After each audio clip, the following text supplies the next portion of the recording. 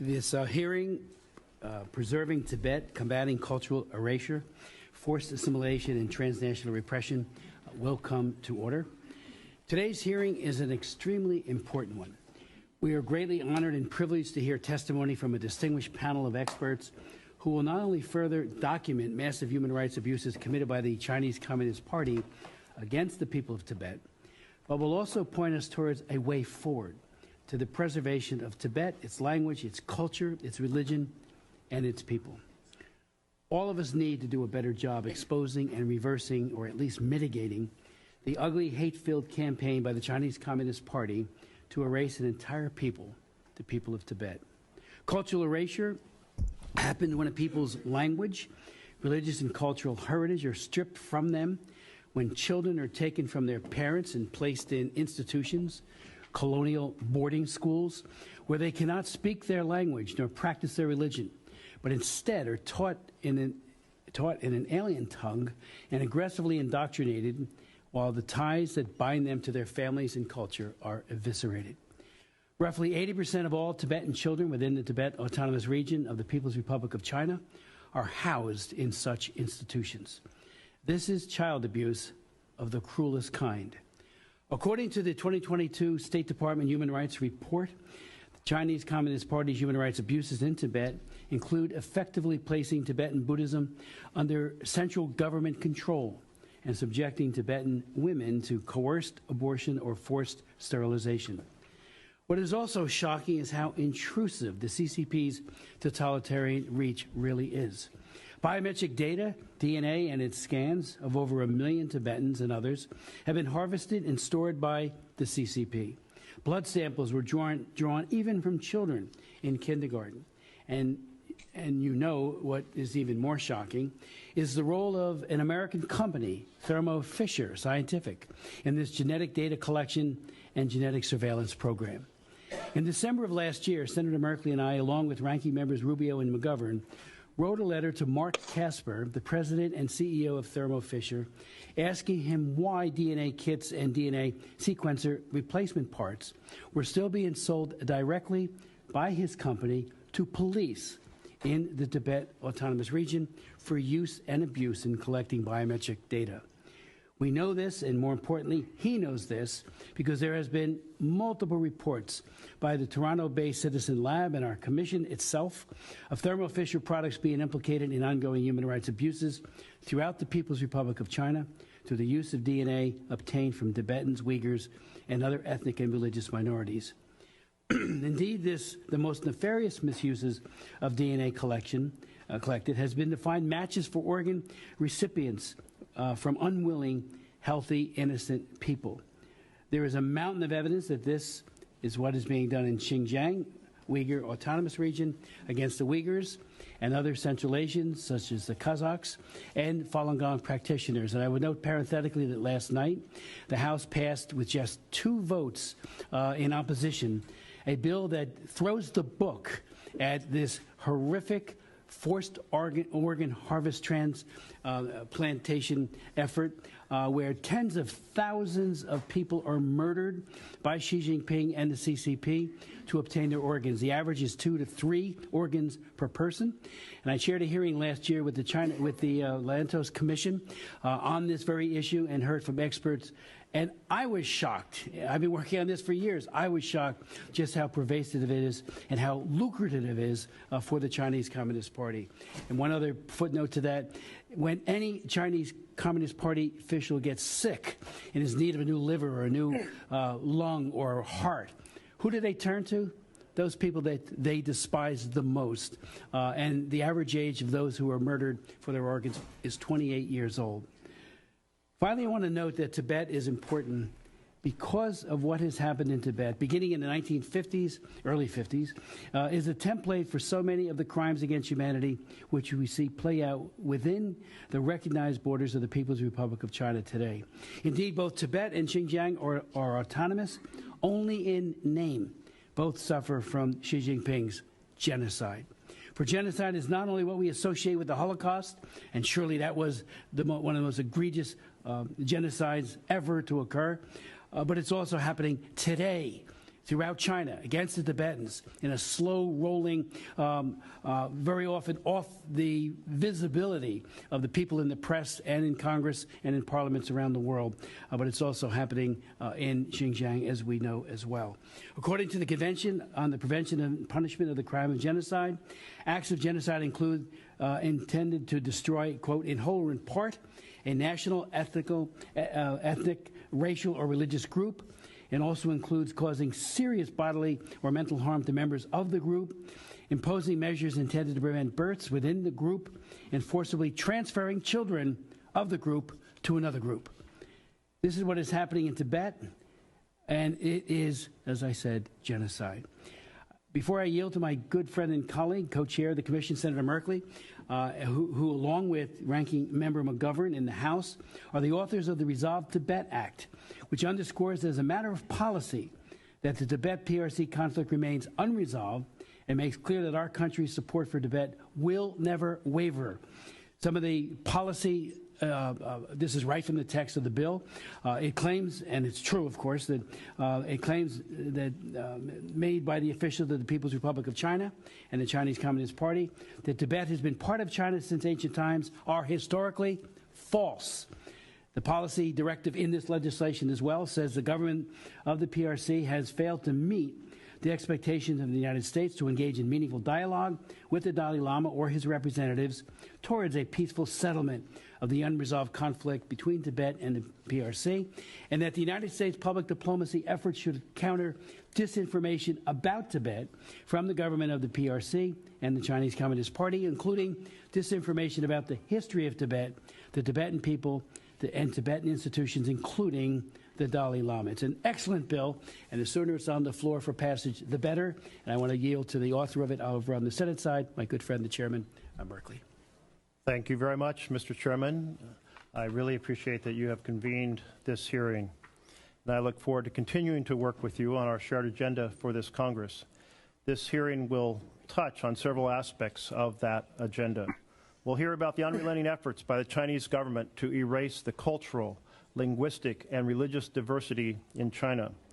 We'll hear about the long arm of transnational repression and how authorities reach beyond China's borders to harass and intimidate, including here in the United States.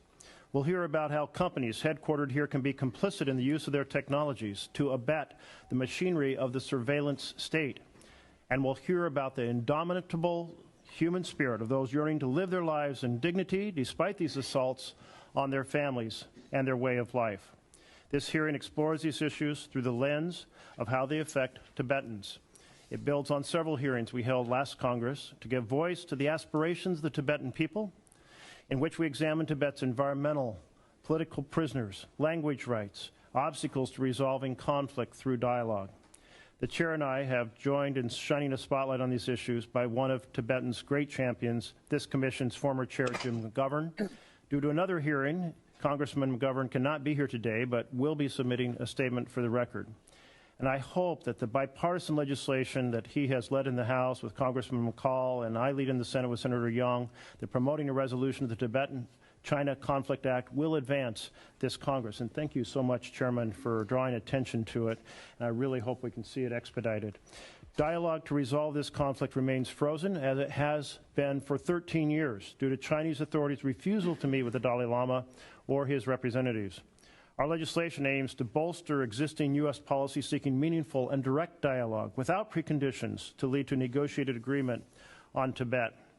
The Tibetan people, like people everywhere, deserve a say in how they are governed. The right to self-determination is foundational to the concept of universal human rights, enshrined in the UN Charter, the Universal Declaration of Human Rights, and the International Covenant on Civil and Political Rights. Yet the Chinese government's policies preclude Tibetans from exercising that most basic right. I look forward to hearing from our witnesses on what those fighting for the rights of Tibetans can do about this.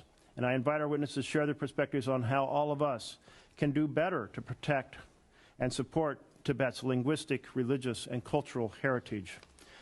Much has been done in this area over the decades through the works of the Dalai Lama and the Central Tibetan Administration. Yet, as today's testimony will reinforce, Chinese authorities' frontal assault on Tibetan language and culture now brings elevated challenges, such as the Chinese attempt to erase Tibetans' Tibetanness. The vast majority of Tibetan children are now placed in colonial boarding schools, as the chairman has referred to.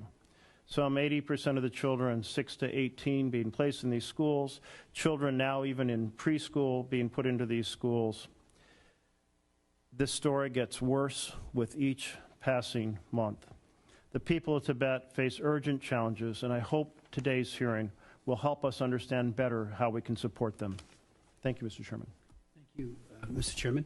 I'd like to now yield to a member of the State Department. One of the uniqueness of this commission is that we do have members of the State Department. It is the China Executive Commission, which makes it very, very unique. I'd like to yield to her at this.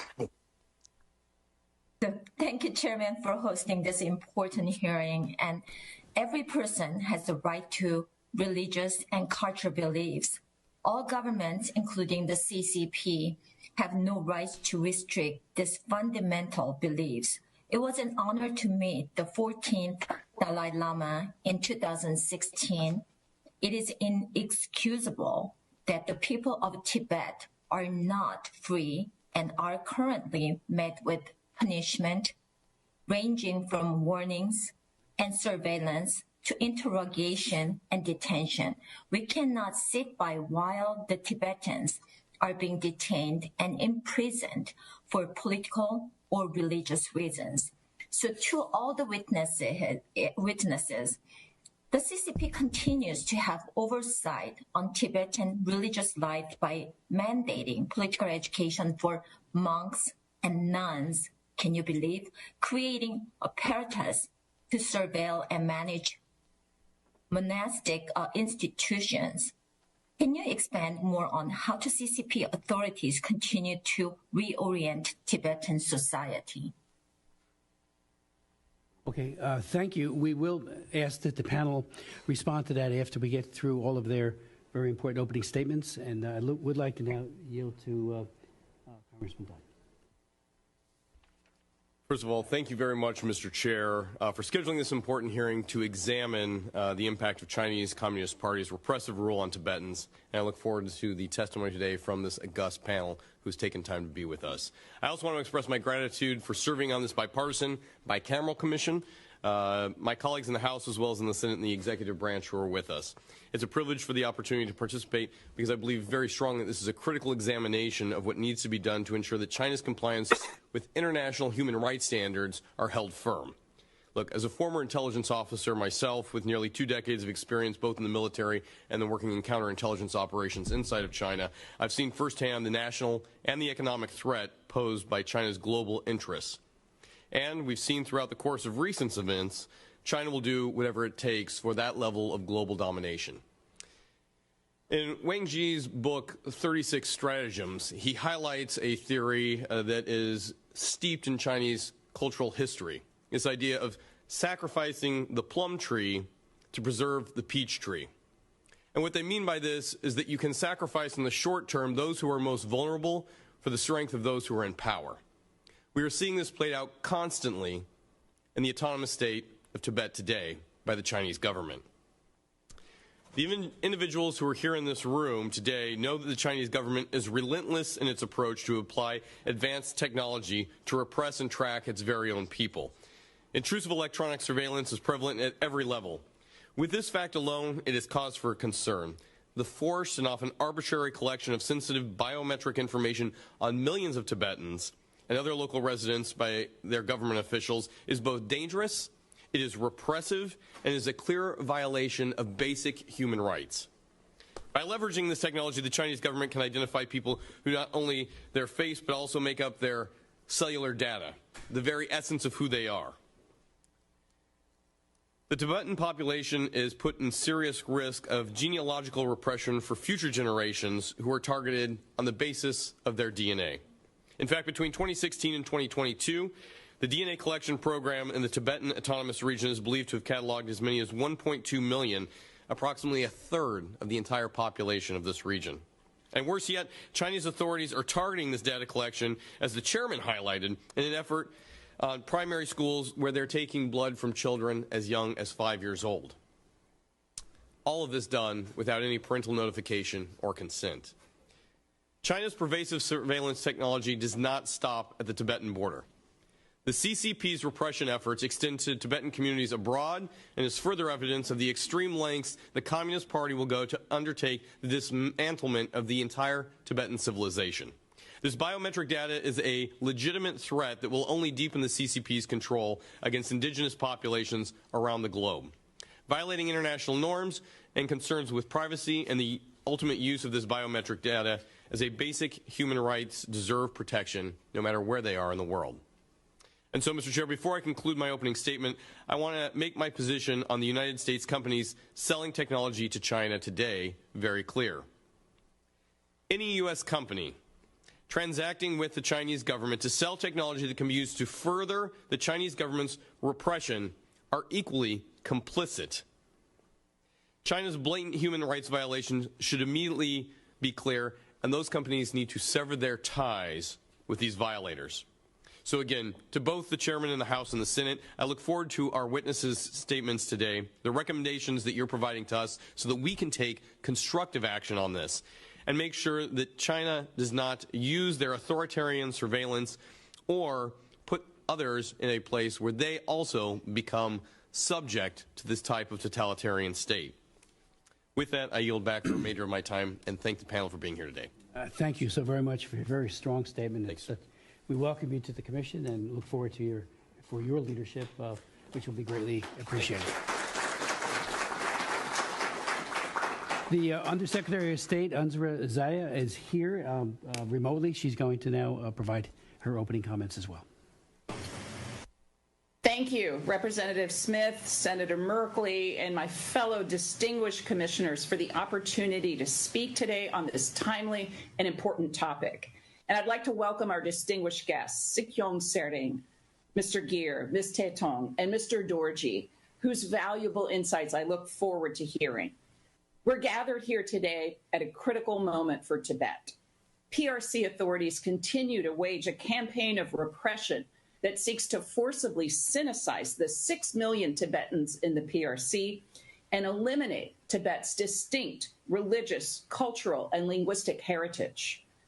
Recent reports on government-run boarding schools and involuntary mass DNA collection in Tibetan areas shock the conscience. These policies, targeting ethnic minorities and religious practitioners, are part of broader PRC efforts to reshape and undermine human rights globally, including through various acts of transnational repression. This administration will continue to shine a light on Tibet-related issues within our broader human rights concerns with the PRC, bilaterally and jointly with multilateral partners, and promote accountability for the PRC's human rights abuses in Tibet and elsewhere. As U.S. Special Coordinator for Tibetan Issues, I am committed to continuing this administration's close and sustained cooperation with Congress to deepen our strong track record of support to the Tibetan community and uphold an affirmative vision for human rights. Thank you. I'd also like to put forward 2 questions to our distinguished panelists.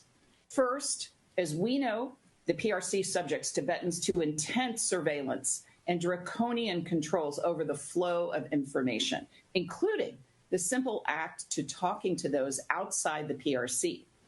These threats extend outside the PRC as authorities target Tibetans through in-person and virtual harassment, as well as threats to family and friends still living inside the PRC. Understanding the impenetrability of the Great Firewall, how can we improve information flow into and out of the Tibetan Autonomous Region? My second question is, as U.S. Special Coordinator for Tibetan Issues, I've prioritized engagement with our partners and allies to enlist multilateral support for the global Tibetan community, especially on the issue of the Dalai Lama's succession. I would welcome our panelists' recommendations on how the international community can continue to elevate this issue multilaterally and what actions that you've seen as most effective to challenging PRC narratives. Thank you.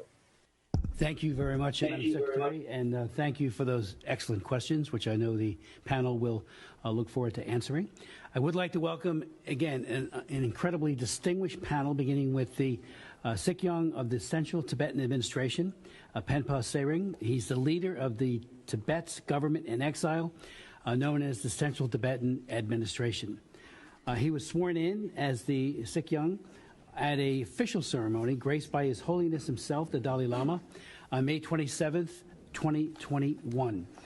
Mr. Tserang's service to the Tibetan cause and people includes his election in 1996 to the Tibetan Parliament in exile. Employing his knowledge of economics, he also served in the Parliament's Budget Estimate Committee multiple times. In 2001, he was re-elected as a member of the Tibetan Parliament, during which time he took as the role of executive director of the Tibetan Parliamentary and Policy Research Center, a research agency based in New Delhi. As executive director, his outreach efforts directed towards Indian political leaders led to the successful revival of the all-party Indian Parliamentary Forum for Tibet. In 2008, after his re-election to a third term as a member of the Tibetan Parliament, he was elected as the Speaker of the 14th Tibetan Parliament in exile, and in 2011, he was again elected as Speaker. He is a tremendous diplomat. Many of us who have met him are just very much impressed with his skills, his diplomacy, and his compassion. And he will be coming to us remotely from India, and he will be our first witness. Our next witness, no stranger to the Congress, House, and Senate, and to this commission, a true champion of human rights and democracy and for the people of Tibet, is Richard Gere. He's chairman of the board of directors for the International Campaign for Tibet. He's a very successful actor, and I've seen, and my wife, most of his movies. We loved them. First Night was my favorite, but there's many other good ones in there. He's an amazing humanitarian, as I said, and a man of tremendous compassion. For more than 30 years, he has worked not only to draw attention to the situation in Tibet and His Holiness, but also to provide practical resolutions and solutions to the humanitarian crisis that is rooted in injustice, inequality, and intolerance. He also campaigned for awareness and education in HIV/AIDS affected communities. He has helped to build the first female dormitory in India for HIV-positive women, their children, and HIV-positive orphans. In 1991, he founded the Gere Foundation, a private foundation focused on advocacy, education, human rights, and cultural preservation. Richard has also used his popularity and, again, his very articulate voice to amplify the nonviolent struggle for Tibet, which he brings to us again today. He's co-founder and chairman of the Tibet U.S. House in 1987. He joined the International Campaign for Tibet's board of directors, where he has served as chairman since 1995. So I just want to thank him for that tenacious and long-standing leadership. It has made a difference. Thank you. Our next witness will be Ladon Taedong, who is co-founder and director of the Tibetan Action Institute, where she leads a team of technologists and rights advocates developing open source technology, strategies, and training programs for Tibetans and others living under extreme repression. Formerly the executive director of Students for a Free Tibet International, she has led the campaign against the 2008 Beijing Olympics.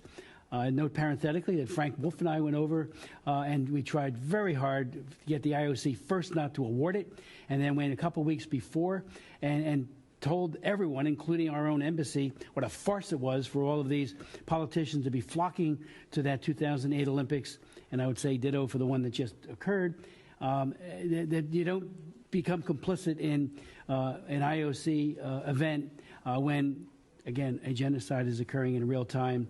Now we have another genocide that occurred in real time while another Olympics was going on. She has testified before this commission in the past.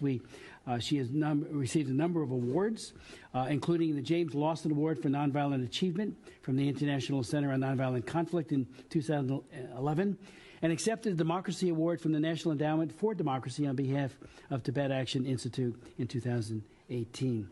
Tenzin Dorji is a senior research and strategist at Tibet Action Institute and a doctoral candidate at Columbia University's Department of Political Science, focusing on the efficacy of nonviolent resistance strategies and the influence of religion. He has held leadership and programmatic roles at a number of organizations, including the National Endowment for Democracy and Students for a Free Tibet.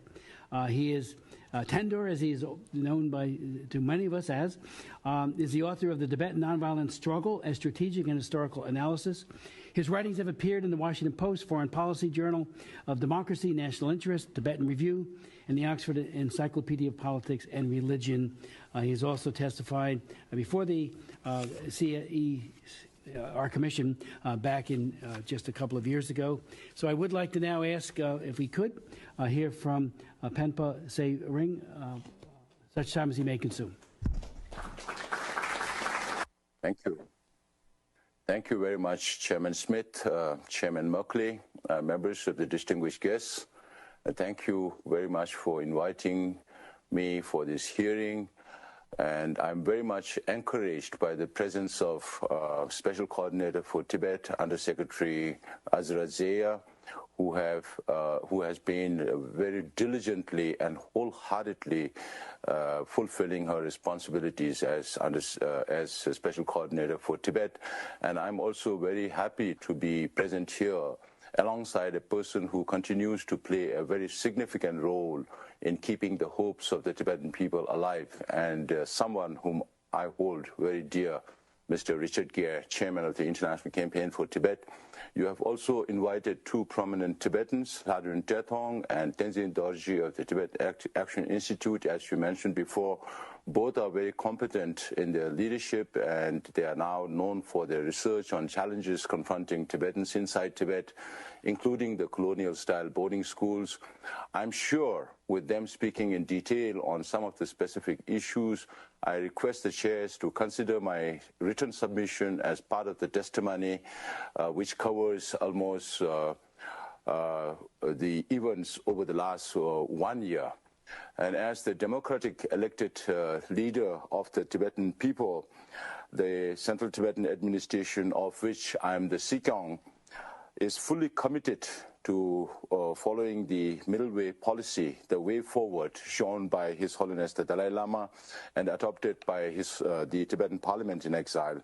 This policy is aimed at finding a non-violent, mutually beneficial, negotiated and lasting solution to the Sino-Tibet conflict that can set an example to this violence-ridden world. Resolution to the Sino-Tibet conflict can have profound geopolitical implications for a more peaceful and secure region and the world. The absence of traction on dialogue since 2010 sounds ominous, but we remain positive about finding a peaceful solution to the Sino-Tibet conflict that avoids extreme polarities. The sincerity of the People's Republic of China's leadership manifests in the policies and programs being implemented in Tibet as we speak. In the last few years, evidence emerging out of Tibet in the form of reports by the UN Independent Institute, the independent institutes and scholarly research, the Chinese government's one nation, one language, one culture, and one religion is aimed at forced assimilation and the erasure of Tibetan national identity and other minority nationalities. Unsurprisingly, the international watchdog Freedom House lists Tibet as one of the most least free country in the world alongside Syria and South Sudan. We often get asked as to why we don't hear about Tibet anymore. PRC's Orwellian gridlock system, use of all means of artificial intelligence, as the chairs mentioned, to surveil people, control the flow of information and lockdown of Tibet to the outside world. Even those in leadership roles in education, religion, culture, and environment are being arbitrarily arrested, or they just disappear. One's actions are linked to welfare of one's near and dear ones.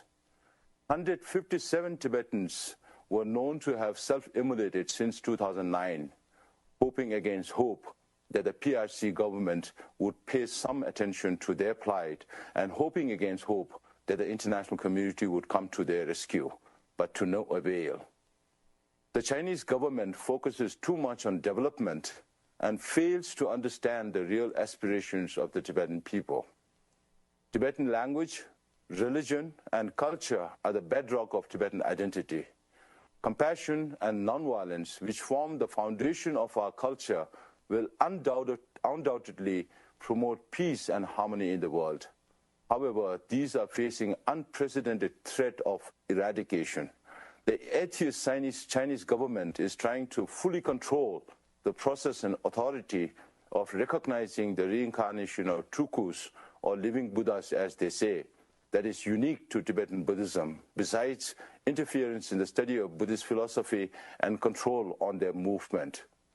To speed up assimilation, large-scale forced relocation of Tibetans from their traditional homeland to Chinese territories and within Tibet, mass transfers of Tibetan youth to China are forcing all these Tibetans to be moved to other areas that are not of their traditional culture. As part of the 50 years China's Western Development Program started at the beginning of this millennium, unscrupulous use of natural resources and reckless construction of dams, railways and road network, airports and other infrastructure in Tibet threatens irreversible damage to Tibet's fragile environment. Tibet is known as Asia's water tower and the third pole because of the amount of glaciers and permafrost that feeds all the major rivers of Asia. Therefore, it concerns not only Tibet and the Tibetan people, but has serious implications on the food, economic, and water security of a population of about 2 billion people downstream. If PRC is not made to reverse, to change its current policies, Tibet and Tibetans will definitely die a slow death. Mr. Chairman, members of the committee, I would like to express appreciation for organizing this very important hearing. These hearings are a boost to the indomitable spirit of the Tibetans inside Tibet and source of inspiration for the Tibetans in exile to continue with our just struggle. I wish to reiterate our gratitude to the U.S. Congress for making necessary changes to the Tibet Policy Act. The continuous support from the Congress, government, and people of the United States will enable the resolution of the Sino-Tibet conflict through the Middle Way policy, which will bring peace to Tibet and beyond. I fervently hope that the bill on promoting a resolution to this Tibet-China Conflict Act introduced in both houses of the U.S. Congress will be made into law. Thank you very much for this opportunity again.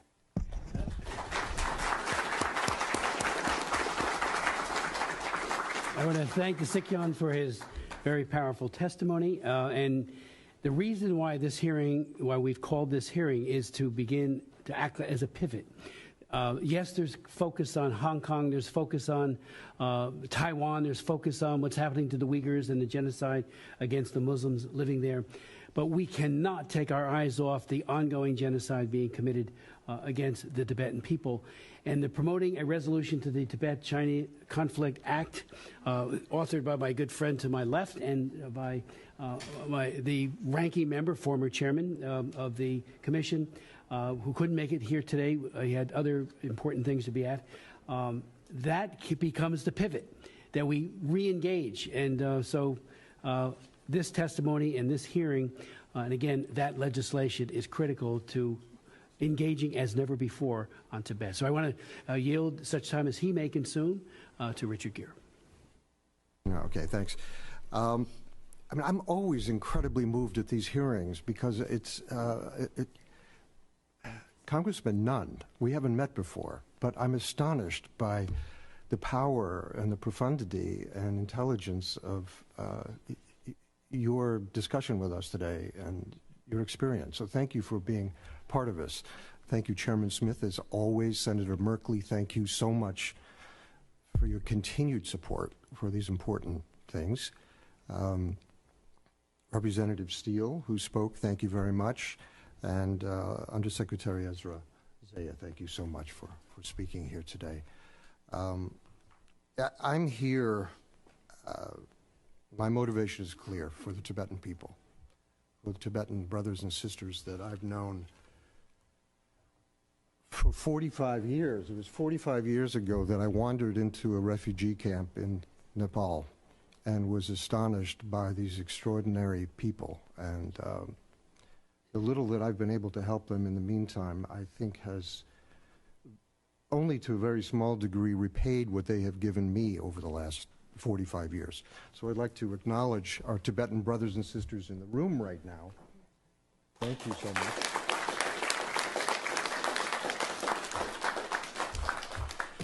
And then this Tibetan community has been extraordinarily successful, as I've seen them all over the world, obviously in India, Nepal, Bhutan, other places in Asia, but in Europe and in the U.S., and this wonderful, vibrant Tibetan community in the U.S., many of them citizens, is an extraordinary addition to the American dream and experiment. And I think as we've seen, the contribution they've given us is something unique. The commitment to nonviolence, the commitment to wisdom and compassion is something that we sorely need.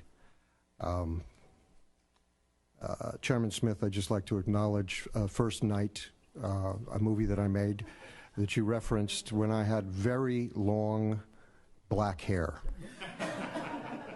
And I'm going to go back and look at that again myself to remember who I was. For decades, as we know, the Chinese Communist Party's ethnic policies have been largely predicated on containment, denial, destruction, and assimilation. Repression has been most severe in Tibet and in East Turkestan with our Uyghur friends. It should be noted as well, where the CCP policies have included the separation of families, the prohibition of language, the destruction of religious sites and institutions, the collection of DNA, and a pervasive surveillance system through which the denial of information of movement is implemented. I think we well know now that the surveillance budget in China exceeds their military budget. I obviously do not have to explain this threat to the Tibetan people's very existence to this committee, who likely knows decades of atrocities behind CCP's ethnic policies much better than I do and have spoken so eloquently about them today. Thank you. But briefly, in service of Beijing's long-standing agenda to Sinicize Tibet and manage, in quotes, individual nationalities, the Chinese Communist Party's policies have been characterized by cruelty, collective violence, and extreme persecution. The saddest truth is that the CCP's process of assimilation and erasure is all too often concealed by Beijing's intricate and powerful propaganda machine. Within China's digital prison, just like all authoritarian regimes, the Chinese government targets the very core attributes that define the continuity of a people, specifically the family unit, religious expression, cultural tradition, language, and environment, land. Literally, this was a land grab, a land steal from the Chinese side. Identifiable mechanisms like arbitrary detention, forcible transfer, rape, torture, disappearance are all tools that have been well documented throughout the course of Beijing's assimilation practices. Xi Jinping's recent appointment of Pan Yue to the Central Committee is likely an indication of this aggressive assimilation that will not only continue but surely intensify. And if the Beijing chairman's recent visit to Moscow is any indicator of a new era, every one of China's 55 ethnic groups, including Tibetans, Uyghurs, Mongolians, are right to be extremely afraid. It does not have to be this way. As you know, the Dalai Lama has offered in countless ways over many, many decades, since the 1950s, a pathway to resolution built on a dialogue process meant to identify a peaceful and stable resolution in Tibet, which grants Tibetans meaningful autonomy within the framework of the Chinese Constitution. Just as a sidebar, when the talks broke down between the Chinese and the Tibetans, which I believe was 13 years ago, it was because the Tibetan side brought to the discussion the Chinese Constitution, and their suggestions for a compromise were based on the Chinese Constitution itself. The Chinese walked out and refused to resume discussion. So it's clear where they were coming from. It's obvious why a mutual agreement is crucial to Tibet's survival and the avoiding of the eradication of the Tibetan people, but it might be much less clear to Beijing how this benefits them. There are three key elements of this benefit to them. First, it lends Beijing the legitimacy that it so desperately seeks in Tibet and which it's never had. Second, it enables Beijing to reset the relationship with India. And third, if successfully implemented, a reciprocal agreement in Tibet removes or perhaps lessens the international stigma associated with Beijing's abysmal human rights record, ranging from acts of genocide like those determined by the International Committee of Jurists in 1960 to present-day criticism of Beijing's long-standing brutality in Tibet and East Turkestan, which has only intensified after the 2008 Tibetan uprising, which has been followed by years of self-immolation sacrifices from the Tibetan people in protest of the Chinese government's violent rule. I'd like to ask the committee to remember Tsawang Norbu, a very popular Tibetan singer who self-immolated last year in Lhasa, demonstrating a peaceful agreement in Tibet, which includes the rights of a child, the right to mother tongue, the freedom of movement, and religious practice, is a powerful step up for Beijing, sending the entire world the right signal that the Chinese government is genuinely capable of addressing discord through dialogue with reason and a peaceable human value rather than the demonstration of brute force and denial. Two steps must be taken to help this happen. First, we must be clear about the history that brought us to the point of the People's Republic of China in Tibet. Second, the United States, allies, and the international community must speak with a unified voice. For me, this is the most important thing. The U.S. Congress, the U.S. people have done extraordinary things, but we can only do so much alone. We have to engage our European like-minded partners in a voice, a unified voice against this Chinese oppression. For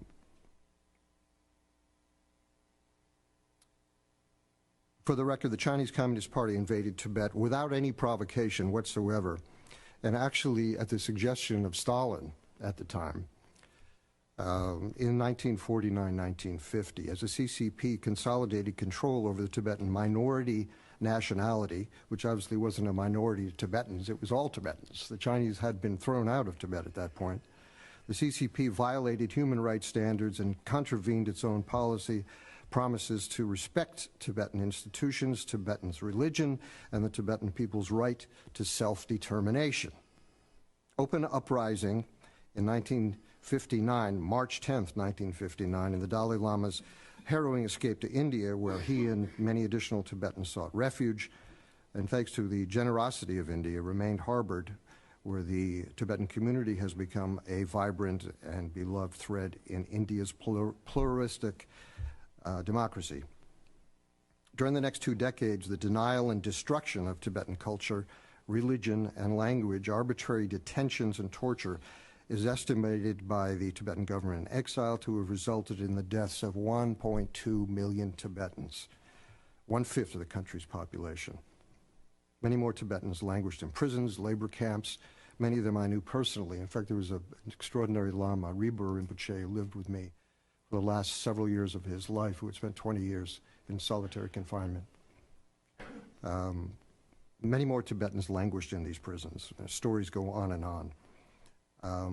Historic buildings were destroyed, monastics, temples, 6,000 monasteries destroyed, literally thousands of ancient Buddhist texts critical to the legacy of Tibetan Buddhism and the broader Buddhist community were burned, looted, or lost in the zealotry of the Cultural Revolution. Tibetans were collectivized, leading to unprecedented famine, which was really unheard of before in the CCP, but this also happened to the Chinese people themselves, it should be noted. They sought to thoroughly erase identity or any resistance. Other than specific methodologies, first honed in Tibet, now refined and in well-documented practice with the Uyghurs, against the Uyghurs in East Turkestan, not much has changed.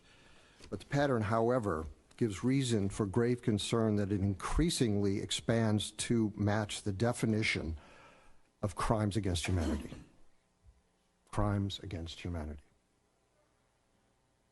Despite being bound to the Universal Declaration of Human Rights, which they are signatories to, the ICCPR, the Child Rights Convention, and others, Beijing has never demonstrated the standards defined within them in any concrete terms, which makes a mockery of a very vocal claim that China is committed to human rights and the rule of law. Beijing's assault on Tibetan Buddhism has evolved since its invasion of Tibet, and in recent years exponentially so under Chairman Xi's rule. CCP policy has transitioned from total destruction of Tibetan religious institutions, gatherings, and practices to one of control, including eliminating core attributes of Tibetan Buddhism while co-opting Tibetan Buddhist rights to determine their own leaders. Tibetans who peacefully oppose this are often detained, routinely tortured, permanently injured, or even killed for the peaceful practice of their religion. Reinforcing that point, the UN Committee on Economic, Social, and Cultural Rights expressed concern about, quote, reports of systematic and massive destruction of religious sites such as mosques, monasteries, shrines, and cemeteries, particularly in the Xinjiang Uyghur Autonomous Region and the so-called Tibet Autonomous Region, unquote. However, we must draw a line when the Chinese state require that Tibetan Buddhist monks receive communist state approval before reincarnating, a demand that's so grossly antithetical to Tibetan Buddhist precepts that it cannot be justified by flimsy, falsified historical claims by a communist government professing to be atheist. It's completely ridiculous. The most visible demonstration of Beijing's aggressive assertion of authority over selecting the next 15th Dalai Lama must be opposed, and we must note as a cautionary tale the first aggression by Beijing during the selection of the 11th Panchen Lama, literally kidnapping the child, had been identified by Panchen Lama when he was 6 years old, and then propped up by a state-sponsored imposter into the Tibetan reincarnation's empty seat. I remember this moment quite well. I think I was in Dharamsala when this happened. And there was a photograph of this boy, the last photograph that was taken, that's been circulating ever since. The child has not been seen. We don't know if he's alive. His parents, his whole entire family was also kidnapped. They have not been seen since. As we've learned from the Tibetan Action Institute's recent and very valuable research, up to 1 million Tibetan children are currently and systematically being alienated from the Tibetan language and culture in compulsory boarding schools. The Chinese government's educational policies separate children from their families, forcibly transferring the children into schools far from their parents. Children are taught in Mandarin, as the CCP is keenly aware that mother tongue is a primary mode of cultural transmission, one of the most fundamental components of the continuity of a people's identity from one generation to the next, affecting everything from access to the arts, literature, song, and religious texts. They also note it's one of the last impasses for the control of Tibet and of the Tibetan people. Uprooting native language is particularly egregious in the case of Tibetan culture, considering the role of memorization and recitation it plays in the rigorous monastic education system of Tibet. And the CCP's program to sever the transmission of Tibetan language and culture to Tibetan youth prove successful. If it does, it will significantly advance the PRC's agenda to contain and assimilate the entire people. In its concluding observations on the recent third periodic report of China, the UN Committee on Economic, Social, and Cultural Rights expressed concerns of reports, quote, the large-scale campaign to eradicate Tibetan culture and language, as well as the general undermining of the linguistic identity of ethnic minorities by the assimilation policy of the state party, including the coercive residential boarding school system imposed on Tibetan children. Loden's going to be speaking much more about this, aren't more details about that.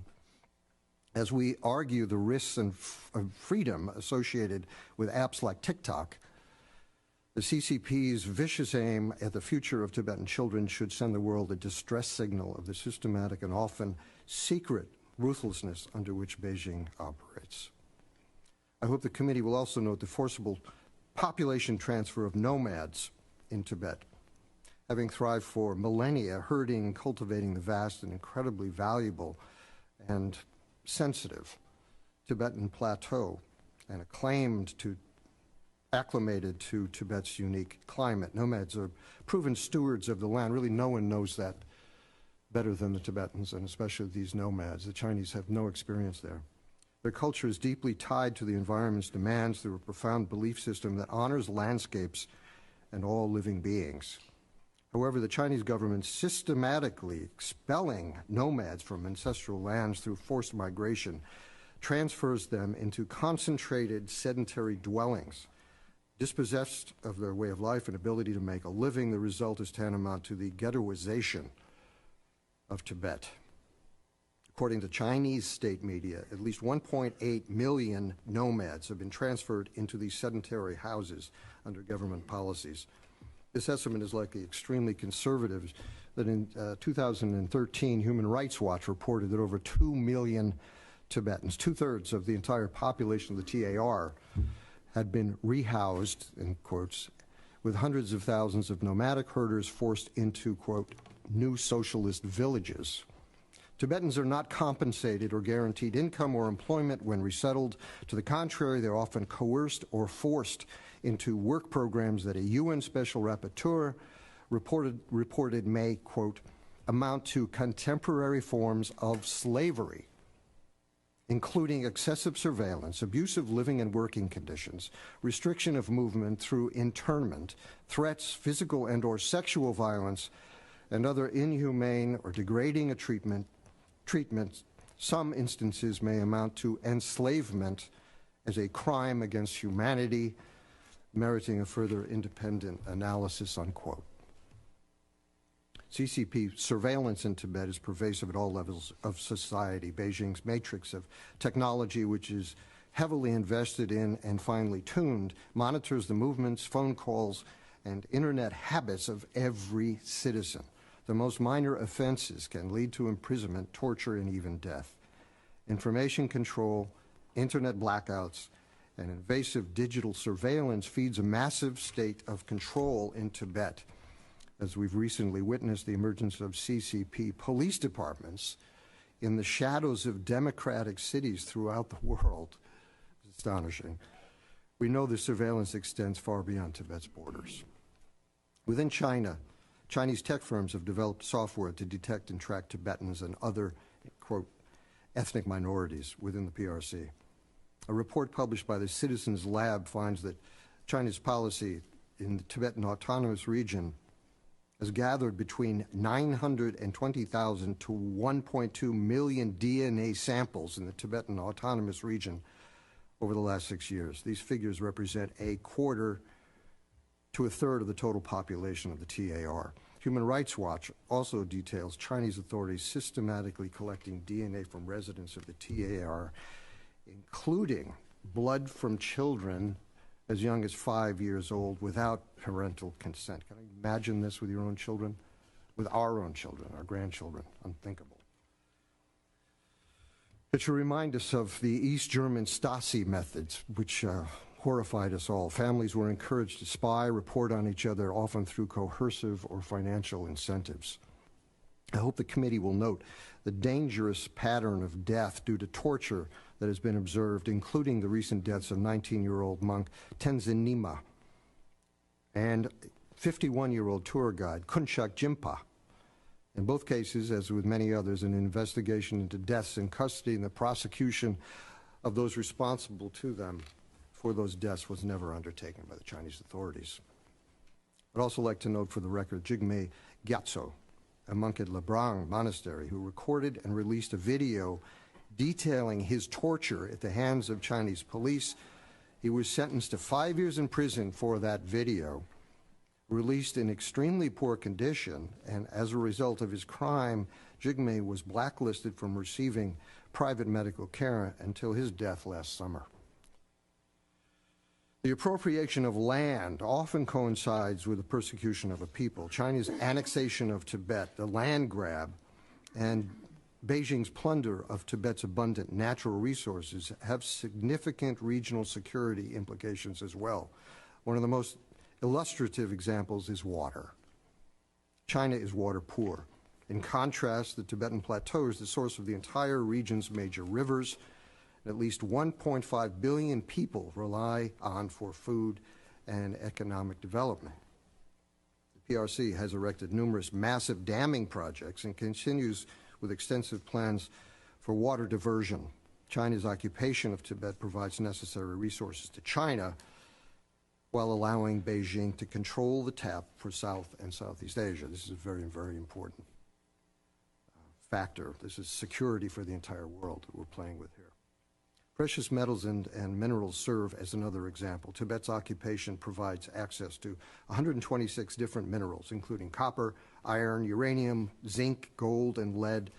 Tibet has also large amounts of lithium, and that's critical to powering modern technologies like cell phones, hybrid and electric cars.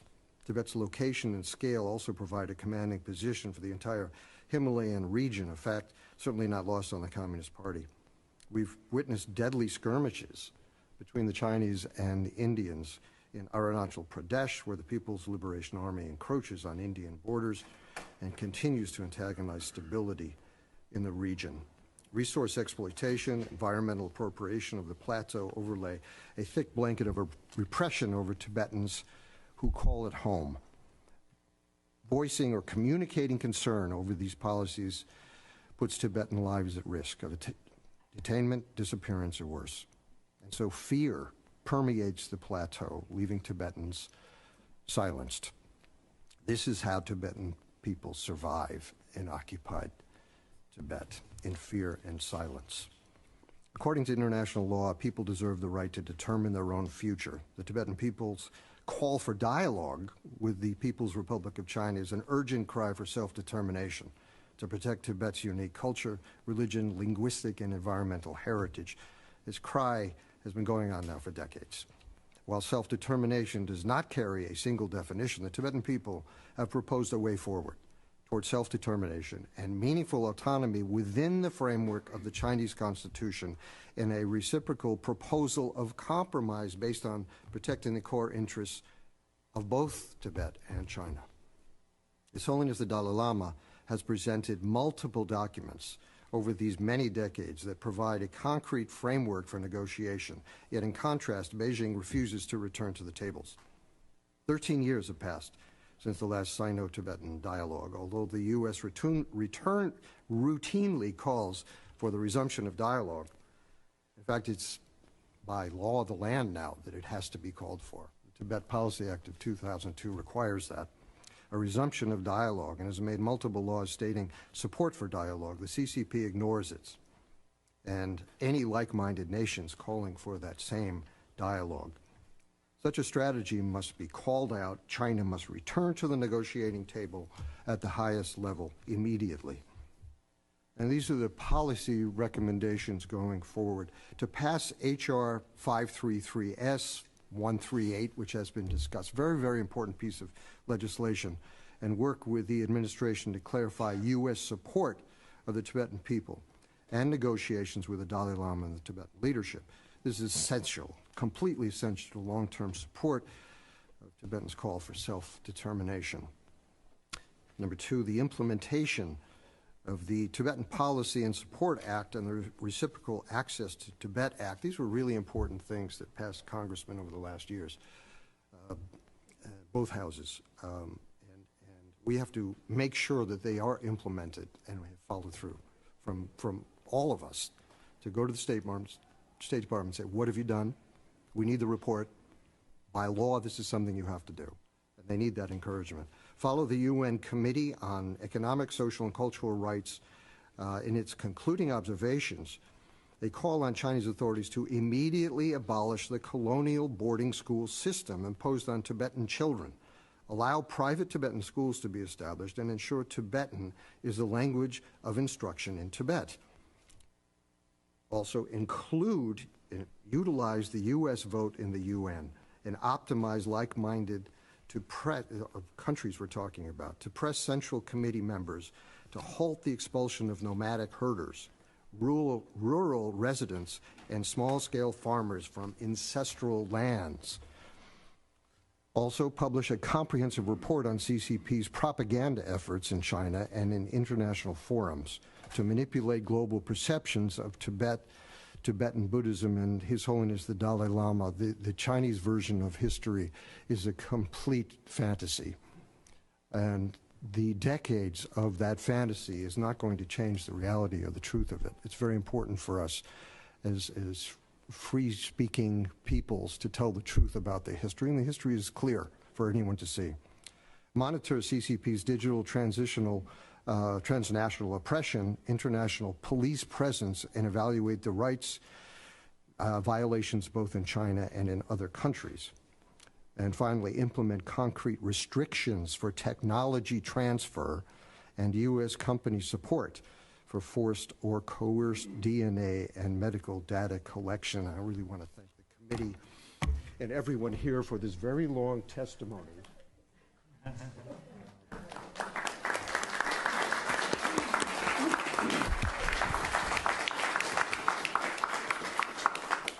Everyone here knows this already, but maybe someone else listening to this hearing or reading it will hear it for the first time. And just, it's an overview that I think my partners to my left are going into more detail. So thank you all very much. Thank you so much.